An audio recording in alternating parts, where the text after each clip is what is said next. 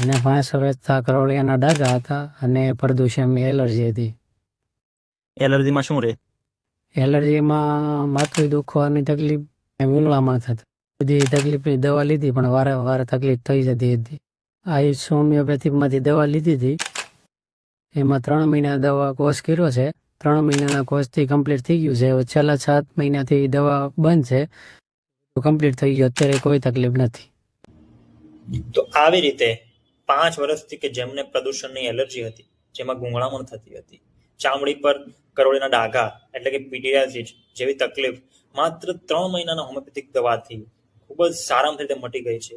અત્યારે છેલ્લા 7 મહિનાથી એમને દવા બંધ છે, છતાં પણ કોઈ પણ પ્રકારની ચામડીની તકલીફ નથી, ગૂંગળામણ થતી નથી કે પ્રદૂષણની એલર્જીના કોઈ સિમ્ટમ્સ દેખાતા નથી. તો આવી રીતે જો તમે પણ પ્રદૂષણની એલર્જી કે ચામડીની તકલીફથી પરેશાન છો તો આજે જ મુલાકાત લો.